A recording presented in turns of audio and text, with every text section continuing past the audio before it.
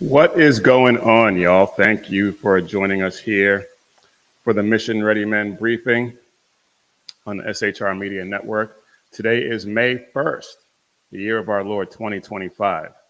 And as usual, Republicans never miss an opportunity to snatch defeat from the jaws of victory. So we're going to get into that. You have some Second Amendment news, which we haven't really talked about much recently. We're going to get into that. And another news flash, Islam hates us. Yeah, I know. It's amazing, isn't it? But we got that coming up and a whole lot more if we have the time. But thank you for joining us here for the briefing on the SHR Media Network. And you can follow us on all the socials at Mission Ready Men on Facebook, Instagram, Twitter, TikTok, Truth Social, all of them. We're not as active on all of them as we'd like to be. There's there's not enough time in a day really. But anyway, we'll see if we can do better at that. But for our merch, head over to missionreadymen.com and click Shop 7 Armors and check out all the great designs and everything that we have over there. All right, y'all, we got a lot to get into, so let's get after it. As I said, Republicans never learn. Republicans never learn. They are proposing a new tax on vehicles to help pay for road repairs, allegedly. And I think we all know how that is really going to go. The gas tax that they've been hitting us with isn't enough because it goes to other things, goes into other people's pockets. So now they're proposing this new tax, which is also not going to be enough and also go into people's pockets. And it blows my mind. It really blows my mind that we have elected Trump. He has an obvious mandate, and Republicans in Congress just seem oblivious to it. It's really astonishing. But let's take a look at this real quick. Republicans propose fees on electric vehicles, other passenger vehicles to fund transportation programs. They take so much money from us already. They take so much money from us already, and we know from Doge that they're just wasting it. They're absolutely wasting it. But here we have a breakdown right here on, this is from The Hill. I know it's not exactly a conservative publication, but it's reporting the story from what I can tell accurately. And under this new proposal, this new tax proposal, owners of electric vehicles would pay a $200 registration fee. Hybrid vehicle owners would pay a $100 registration fee, and combustion engine vehicle owners would pay a $20 annual registration fee.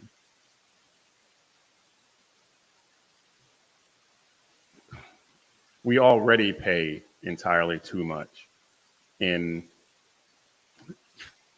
fees and taxes and everything else. It's really, I don't,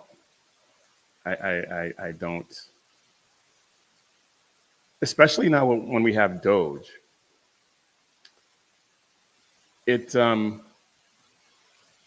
Especially now when we have Doge, it should be obvious that there is money out there, money that they've already taken from us,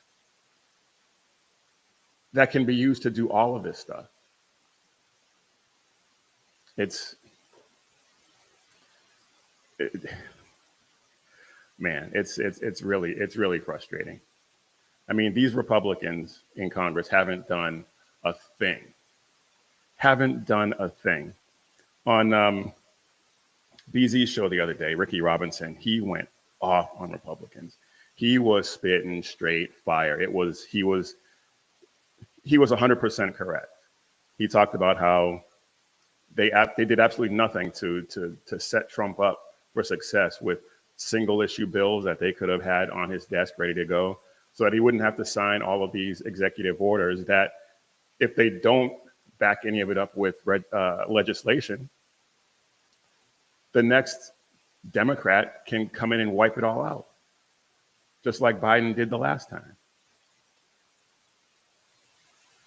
If you didn't see that, you should check out BZ's show, because, like I said, Ricky was 100% correct. And now we have these Republicans proposing these new taxes. There's BZ in the chat, and he says Democrats don't win elections, Republicans lose them. Also, 100% correct. 100% correct. Now, to be fair, if all things being equal, they weren't stealing a ton of our money from us already, the roads are crumbling. And if they weren't taking all this money and lining their own pockets and paying off their friends and everything, it's a discussion that I'd be willing to have for this reason. Electric vehicles, for all of the leftists touting of their greatness for the environment and stuff like that, on average, they weigh about 1,000 to 1,500 pounds more than comparable combustion engine vehicles. And so that puts enormous wear and tear on roads that are already crumbling. And they don't pay a gas tax because it's an electric vehicle. So they never have to go fill up their gas tank. So it's a discussion that I think would be worth having. Would be worth having, all things being equal, and they weren't already stealing from us, robbing us of the enormous amount of taxes that they already steal from us. So until that happens, it's moot. Until they stop doing that, it's not a conversation I want to have. But just putting it out there, to be fair, all things being equal, that's I think that's something that could be talked about. Yeah, BZ's in the chat. True, you're right. It is the states. And who has the highest fuel taxes? I believe that might be California, if I'm not mistaken. Yeah, I mean, they waste so much. They beat up the roads, as BZ says. And yes, he also says that they want to implement a per mile tax. And the article that I put up talks about that, right? I think it does. I read it when I was doing research on this particular topic. That raises obvious privacy concerns and things like that. So that California might be the one state to do it if they haven't done it already. But you know how they are. Speaking of California, what a segue, because the next topic I want to get into has to do with California. A well-regulated militia being necessary for the security of a free state, the right of the people to keep and bear arms shall not be infringed. California has infringed on their rights like it's their job. Like it's their job. when the exact opposite is true. Now, we haven't talked about the Second Amendment on this show in a while, and it's something I want to get back to on a regular basis. The show last time was late because I was on a conference call with Stand America. That's my dad's organization, staying true to America's national destiny. And they have conference calls every Tuesday or every other Tuesday with guests on a range of topics. And I was a guest for that call about the Second Amendment. And they have various topics, like I said, and a Q&A for the participants to ask the guest questions. And one of the participants actually referenced, he called his state, he lives in California, and he called it California. And I thought I was one of the few people that actually did that, but it was it was funny to hear. But I want to get back into talking about the Second Amendment because it's important. And just because we have a Republican majority and a Republican president doesn't mean that our rights are safe. Because with these leftists in power in these various states and cities, they're not. They are absolutely not. Ronald Reagan famously said, "Freedom is never more than one generation away from extinction. We did not pass it to our children in the bloodstream. It must be fought for, protected, and handed on for them to do the same. Or one day we will spend our sunset years telling our children and our children's children what it was once like in the United States where men were free." That's one of the great quotes from the great Ronald Reagan. But the story that I want to talk about in California, they are doing their level best to ban Glocks. And I want to bring this up real quick because this is, and I have a link in the show notes to the text of the bill. And let's see. I have a link to it, and I just want to share some of this with you. It's not a long bill. I encourage you, if the Second Amendment is something that you value, you need to take a look at this. And if you live in California, first off, I'm sorry. Second off, you need to pay attention to this and fight, because this is completely unacceptable. And you say, well, Biggie, how can they possibly ban Glocks? Well, here you go. This is Assembly Bill 1127, an act to amend Section 3273, 50.50 of the Civil Code, and to amend Section 16880 to add section, well, it's relating to firearms, obviously, but here's the thing. This bill would expand the above definition of machine gun to include any convertible pistol equipped with a pistol converter, and thus prohibit the manufacture, sale, possession, or transportation of a convertible pistol equipped with a pistol converter. By creating a new crime, and expanding the application of an existing crime, this bill would create a state-mandated local program. Now, here's the thing. And there's another piece to this that we're going to get to in a second. What they're talking about here is Glocks and other pistols, other Glock clones.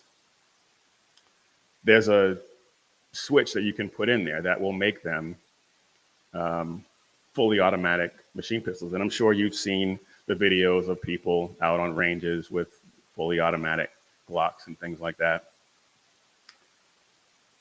It's already illegal. It is already illegal. But California wants to make it so that even if your pistol is compatible, if you can put a switch in it, If it's you illegally purchased firearm, but if you can put a switch in it to turn it into a machine pistol, well, then it's illegal and you can't have it. And you're going to have to either turn it over to the state, render it inoperable, and there's a third option, and I can't recall exactly what it is at the moment. But either way, it's still a massive infringement on our rights. It's ridiculous.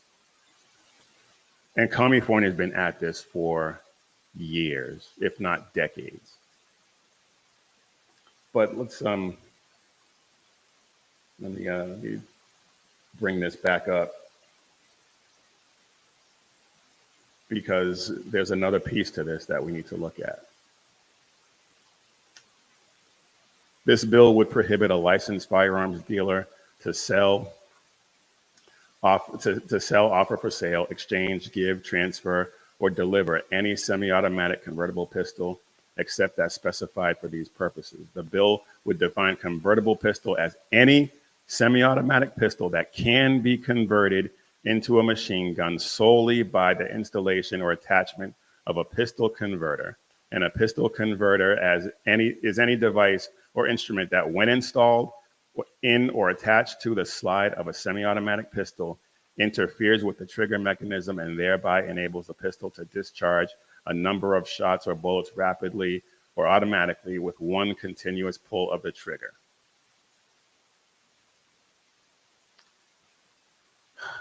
These people, man.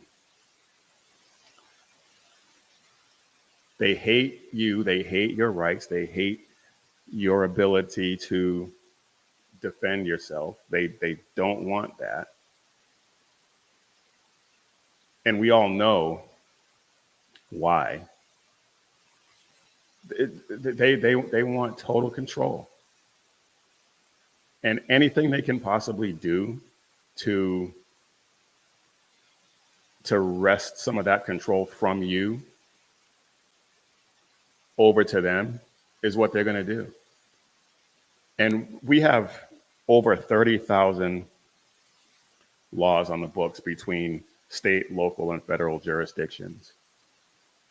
All infringements on our right to keep and bear arms. Every single one of them.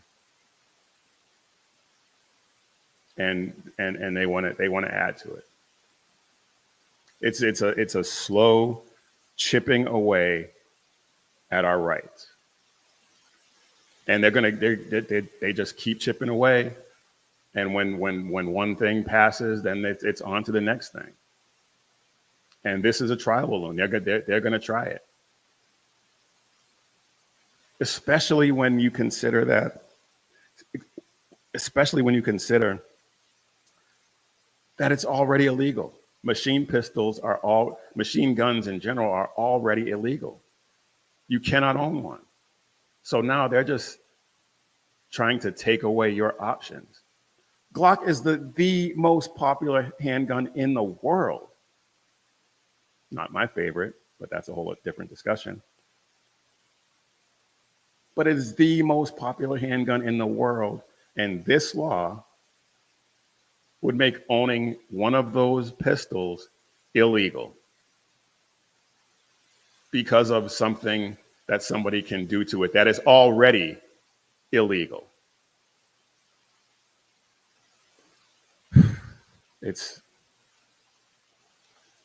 infuriating, man. It really is. It is infuriating.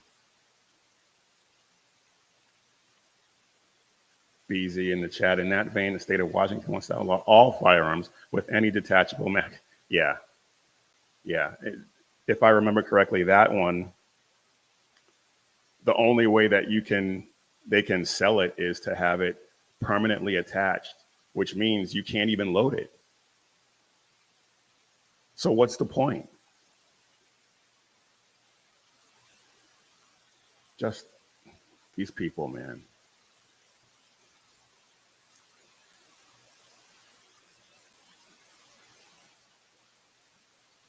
BZ again in the chat. It's the government that must touch you, stimulate you, raise you, feed you, shelter you. You must have nothing and be happy. Well, that's their philosophy. That is their philosophy in a nutshell. That's what they want.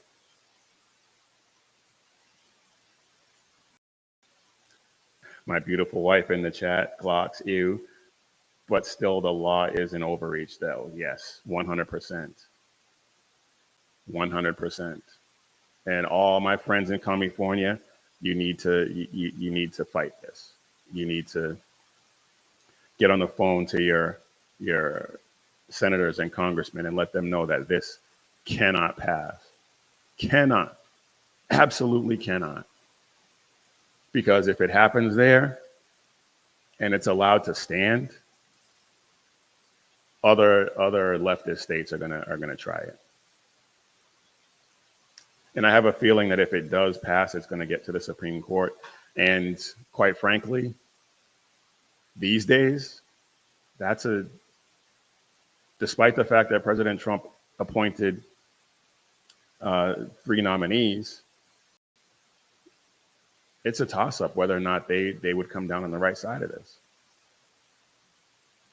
this. It's a toss-up if they would even take it up, frankly. They have been refusing to take up Second Amendment cases for years. And then when everything finally comes to a head, they take up a landmark case, and then they make this really narrow decision that leaves a whole bunch of other stuff open to interpretation and sends it right back down to lower courts to be adjudicated again. It's, yep.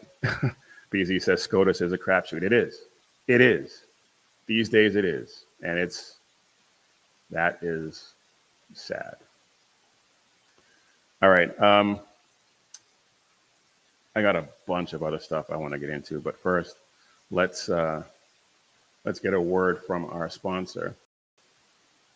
And our sponsor for today's show is Carry Girl Gear, the company that my beautiful wife has started and is running beautifully.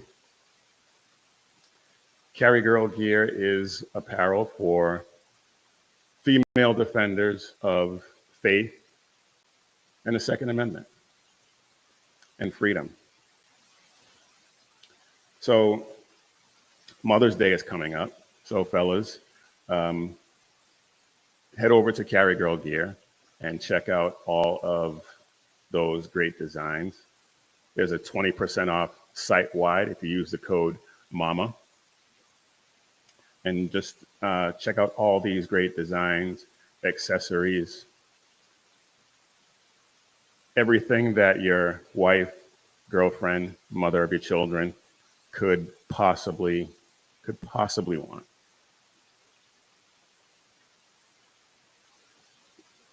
Excuse me. There's drinkware, there's accessories, hats, all kinds of things that your wife, your girlfriend would absolutely love. And you can also get yourself a gift certificate and give it to her on Mother's Day or whenever, and let her pick out her own gear. These are some of the best design and the best quality t-shirts that you'll find anywhere. That much I can guarantee. So do yourself a favor, do your wife, your girlfriend a favor, and visit carrygirl.com today. You will not be disappointed. All right, y'all. I am Big E, and you are watching or listening to the Mission Ready Men briefing on the SHR Media Network, where you can catch Sackhead Sean with the Edge of Liberty every Monday and Wednesday at 8 p.m. Pacific, 11 p.m. Eastern. The Reaver of Common Sense with Jersey Joe at 6 p.m. Pacific, 9 p.m. Eastern. And BZ, who's graciously in the chat with us, giving us his commentary. You can check him out in the Berserk Bobcat Saloon every Tuesday and Thursday at 8 p.m. Pacific, 11 p.m. Eastern. So please like and subscribe and share all these guys' shows individually. head over to the SHR Media channel and subscribe there. We are 47 away from 500, and at 500, things start to open up a little bit. And I believe at 500 BZ, he will get a Dalmatian. He will get a Dalmatian that he has been pining over for a very long time, from what I understand. But please, check out all those great shows, like and subscribe to the channels, and share the episodes with as many people as possible, because we want to have a huge breakthrough and get the word out to as many people as we possibly can. All right, y'all. Now let's go back to our regularly scheduled programming. And I want to talk to you all today about something that has been bothering me, and I haven't really figured out a way to address it in the way that I think it deserves. But at this point, I just got to go for it. And so we've been hearing from religious leaders, Black religious leaders, who are all leftists, publicly condemning President Trump's efforts to deport violent illegal aliens. And they're doing it claiming the authority of a man of God from the pulpit. But what they're preaching is in no way related to the gospel. It's poisonous leftist politics dipped in a religious candy coating.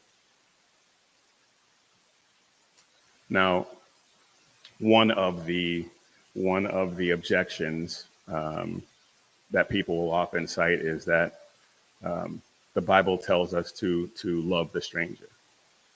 And that's true. Deuteronomy 10:19 says, "Love the sojourner, for you were sojourners in the land of Egypt." Now, and Senator Warnock, I refuse to call him a reverend, was on The View recently, and he said Jesus was an illegal immigrant in Egypt. And I just want to be perfectly clear. Protecting your nation's borders is not unchristian or unbiblical. Romans 13 is crystal clear. Government exists to bear the sword for justice, to punish evil and protect the innocent. So when a nation enforces its borders and deports those illegal aliens who break the law, especially the violent ones, it's not racism or cruelty. It's being responsible. It's their job. And as men, we are supposed to take responsibility.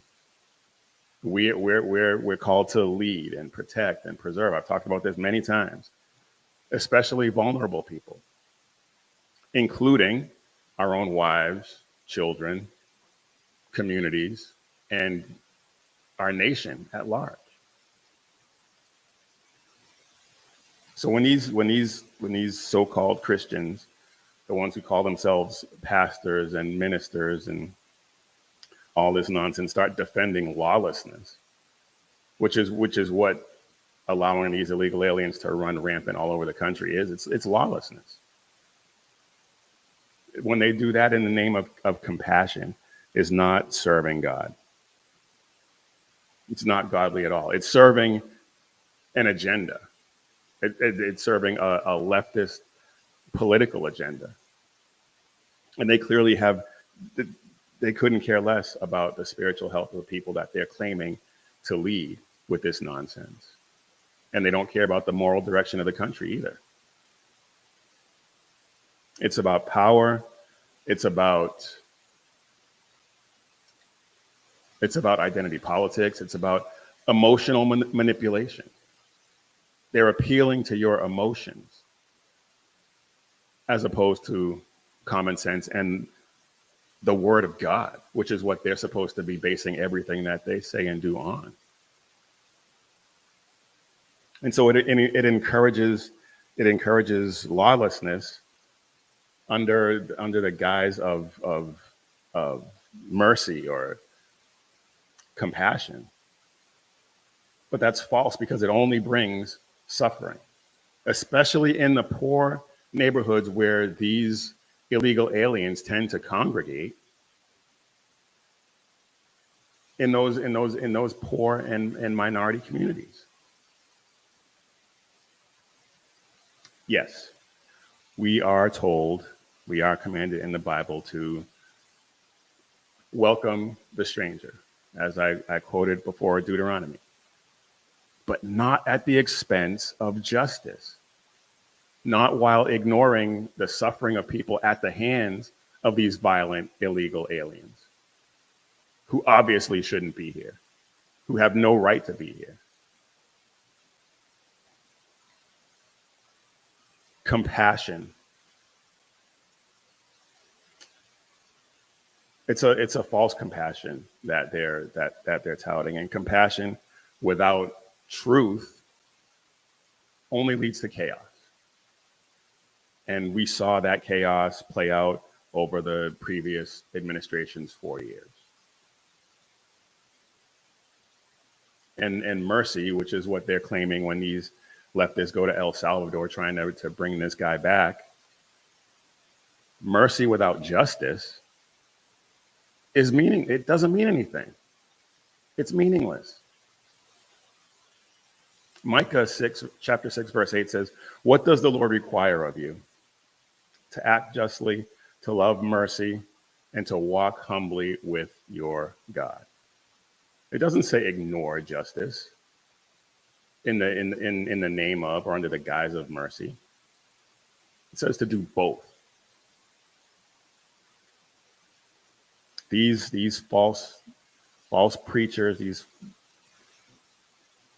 these devils in sheep's clothing, they do not deserve the attention that they're getting. They do not deserve this attention.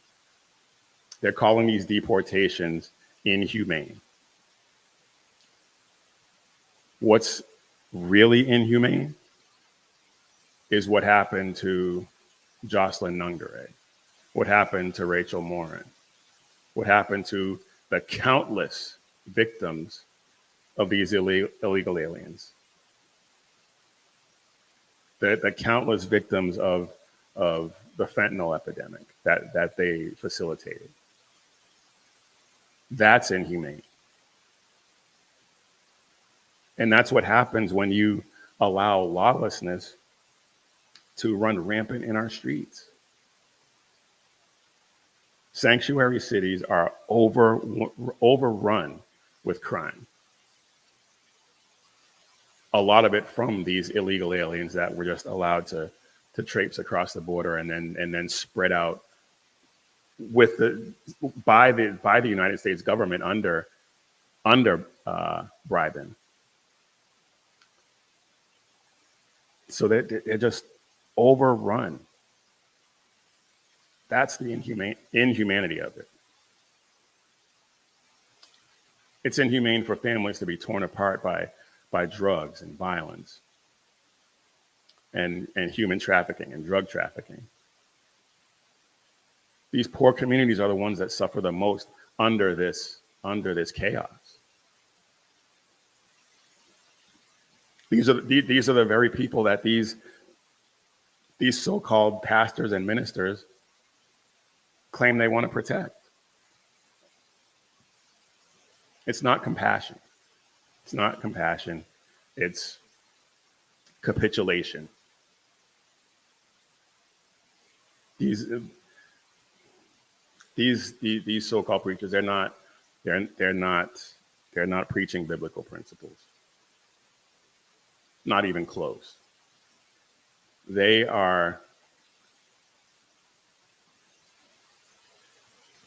preaching from the Democrat Party platform. They've traded the cross for clicks.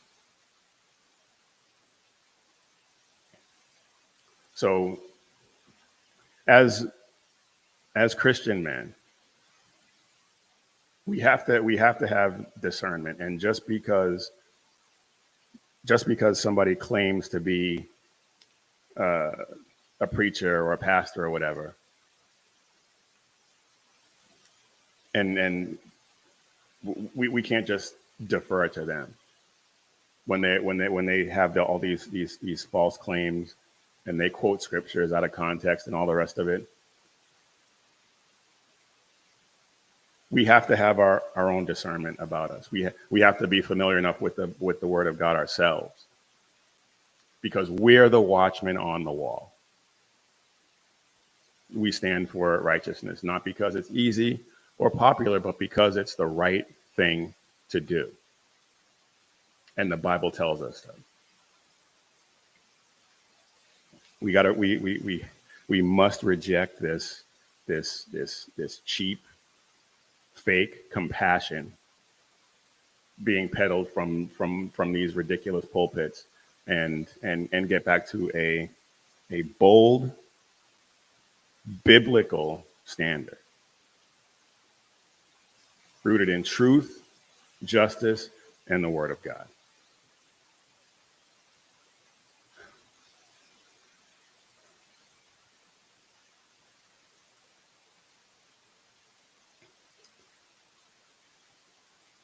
All right. Yeah. I think we've about exhausted that. Well, not exhausted, but that's all I'm going to say about that for the time being. We will get back to it.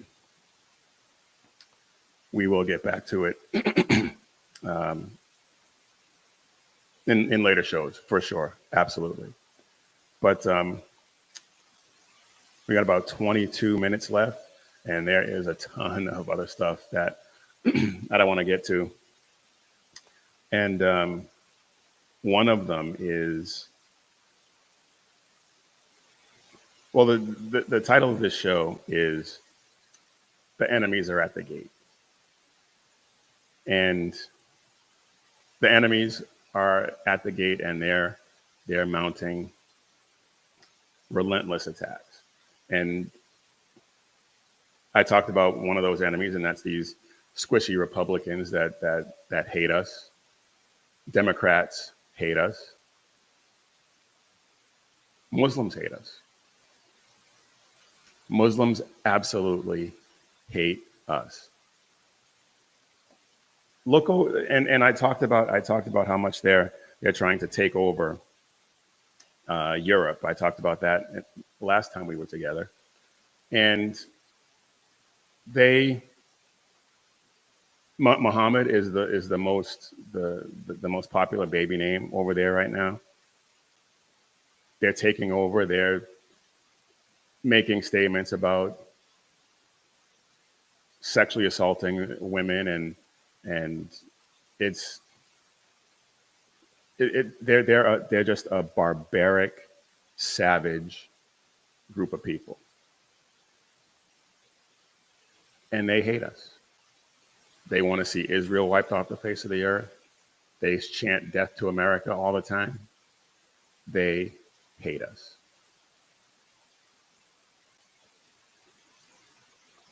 Going back to the last segment, BZ says, we are talking about the watchman on the wall because there is no one else.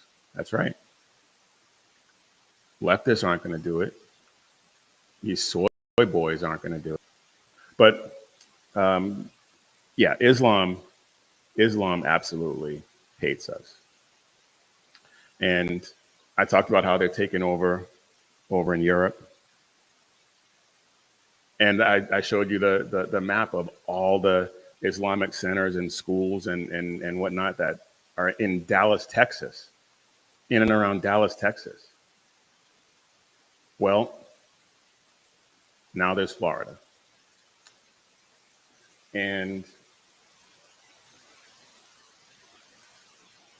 there is an imam who is making a statement. And I'm going to show you that here in a second, because this should, I'm not saying it should scare you, but it should alarm you. And it's the enemy's at the gate. The enemy is at the gate. And Islam, just like China, is our enemy. We are buying these churches. We bought 3 churches so far, converted them to masjids, and now we have one we are buying with a school to make it, because we have to serve the same people. The people who were part of that community, one day they will be Muslims. So we'll make it into a masjid and an Islamic school for our children and their children, inshallah. 100 years ago, they invaded the Muslim world and they built missionary schools and destroyed Islamic schools and masjids. Today, we bring the favor back, turn their churches into masjids and their schools into Islamic schools. Bring the light of Islam to here. Where Okay, there is no light of Islam. Islam is dark, dirty, demonic, and even in Florida, they're buying up schools and turning them into Islamic schools and mosques. And we're letting it happen. We're letting it happen. The people we elected to protect us, they're either too cowardly to see it, or they see it and don't care. I'm not sure which one it is, and I'm not sure which one is worse. Both are horrific and are going to lead to horrific consequences if we don't do something to stop this madness.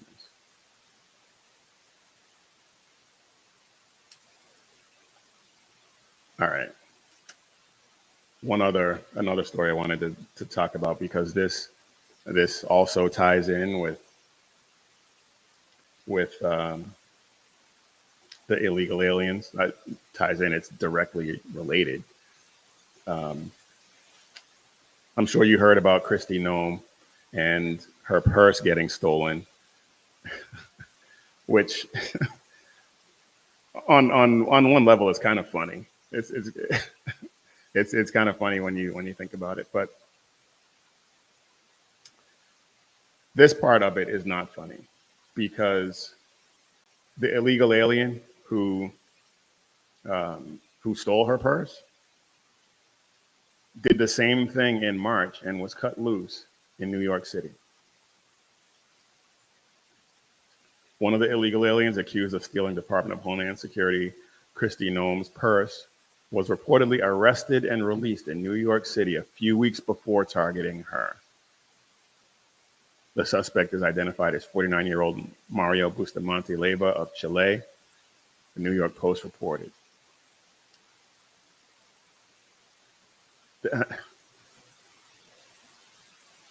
So not only is he an illegal alien, but he was arrested for a similar crime in New York and let go. He was given a desk appearance ticket, if I remember correctly. Which, so what? So what? He was given a desk appearance ticket and free to go wherever he wanted to. And he went and he stole her purse too. And who knows how many purses he stole in between.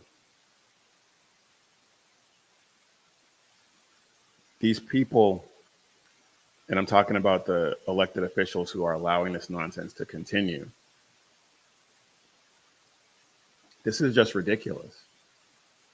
Illegal aliens should not be in this country. If they get arrested committing a crime, that should be an automatic kick rocks deportation. Get out. How is that not a thing? They didn't follow due process when they crossed the border illegally. So you commit a crime as an illegal alien? Bye. Get out. It really is that simple. And every other country in the world does that.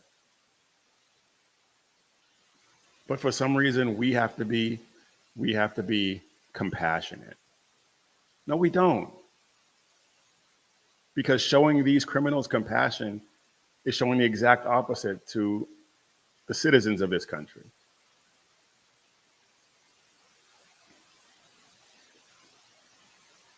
Normally, I would say something like unbelievable, but with these people, it's completely believable. Completely believable. Because it's what they do. It's what they do.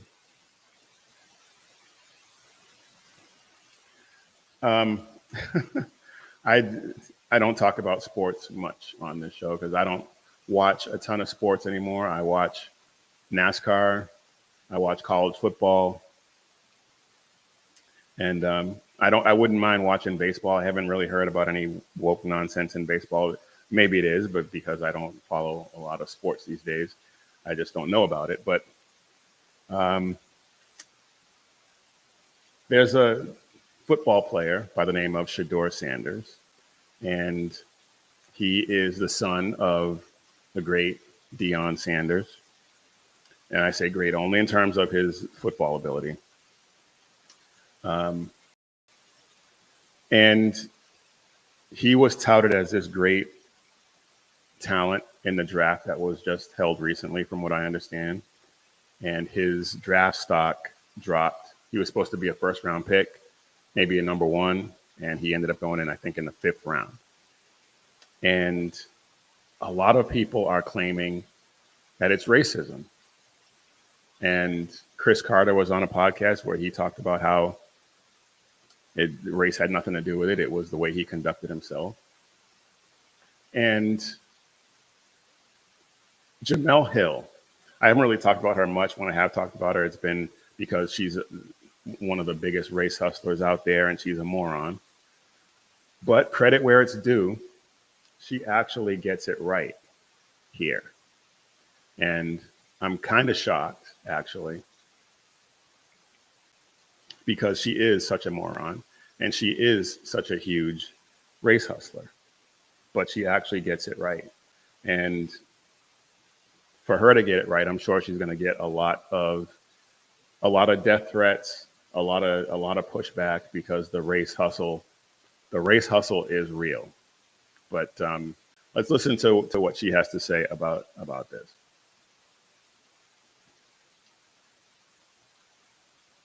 We also tweeted out, quote, "This is Kaepernick all over again." What's your reaction? My answer is no. That's my reaction. And I can't believe this is coming out of my mouth. The number one skeptic of the NFL. I'm somebody who many times in the Atlantic and in shows like this have talked about how this league has a lot of racist underpinnings. They, as you mentioned, they have a terrible track record. So I'm the last person to throw down the cape over the puddle for the NFL. But in this case, it wasn't about race. I think it had everything to do with the fact that they did not value Shedeur Sanders as a talent, as that kind of surefire. He's a lock as a first round or top 5 kind of guy. And again, in that draft process, that's an evaluation of who you are, your character, your football character, all those things. So if it's true, the reports that he was purposely tanking some interviews because he didn't want to go to those teams, showing up and doing other things with other teams, those kind of messages get out across the league and they're going to reflect poorly on him. And so you can't, if they already think you're kind of a borderline talent and then you add the extra stuff to it, it is going to greatly influence your draft stock. And no, we can't compare it to Colin Kaepernick. This is a man who lost his career when he already had been to a Super Bowl and done a lot as a quarterback. And then he had his career taken from him because of he made the mistake of actually standing up for Black people. Shedeur. Okay, so of course she ended up bringing it back around to Colin Kaepernick. But the fact is, she's right. There are reports that he was goofing off at workouts, not showing up to other workouts. doing everything except working out at some of these places, trying to get his fellow rookies to talk about things other than football. The general managers and the scouts and everyone else, they're going to talk. And if that's your attitude, your race has nothing to do with it.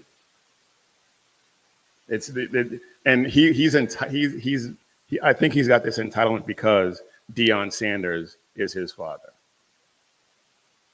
And he just thought he was going, because his name is Sanders, he was just going to walk on to whatever field, whatever team he wanted and dictate how they were going to treat him. Well, he found out. He is now in the FO portion of the program.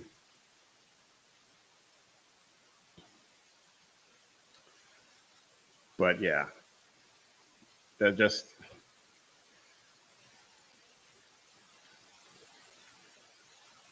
BZ says because she has the virtual signal for those at the table, and her audience, she had to make sure she got that out there so that she didn't completely alienate her audience, is what I think was happening. But all right, we got a few minutes left, and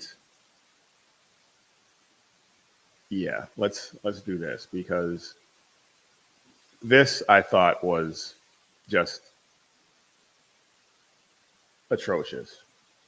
And I talked about the White House Correspondents' Dinner before, and Alex Thompson accepting his award and trying to call out the media for their cover up of Biden's intellectual capacity. And there was another award that was given out, and I just want to play this and then talk about it real quick, because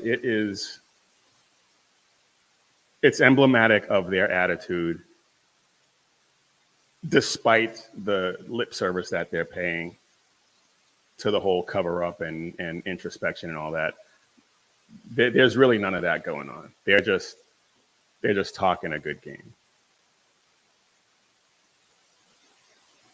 And this is Abby Phillip, who we know from Scott Jennings, his appearance on her show quite a bit, and he makes her and her panel look ridiculous. But here she is presenting this award to Rachel Scott. Excellence under deadline pressure for broadcast goes to Rachel Scott of ABC News.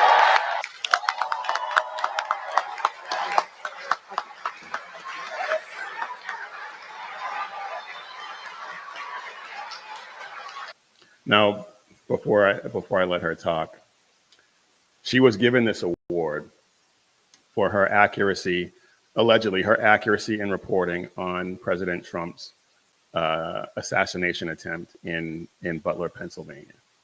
So with that in mind, listen to this.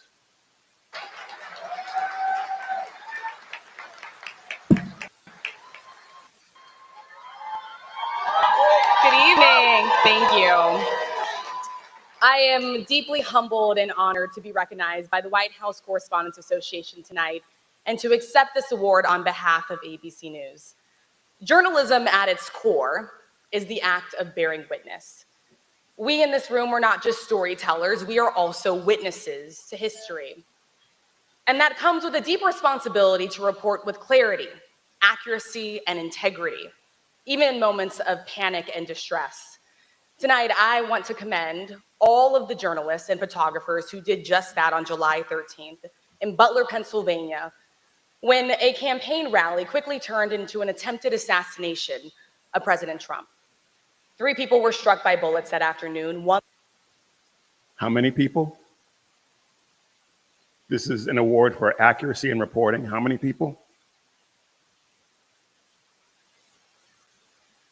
Lost his life shielding his family. 2 others suffered life-altering injuries. So yeah, there's that.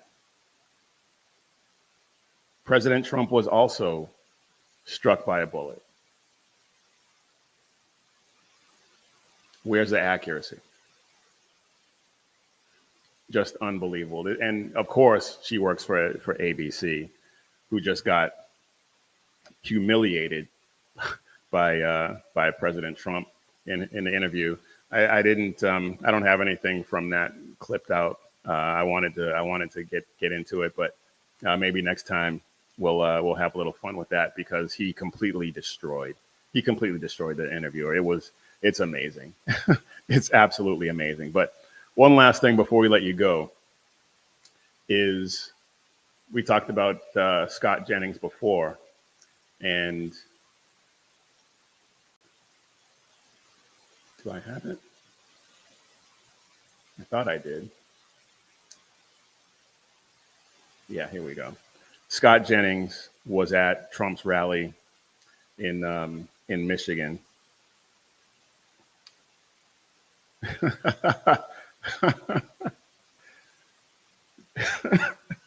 Excuse me. BZ says journalism is not just moribund, it's dead. Yes, and it's been dead. Journalism has been dead for a very, very long time. I would say maybe even before Obama was in office, journalism has been dead. So yes, BZ, you are absolutely right. But yeah, here is one of my favorite moments from President, and I think probably one of everybody's favorite moments from President Trump's rally in Michigan. It's going to be between this and when he called up Gretchen Whitmer to speak, and she had no idea what to say.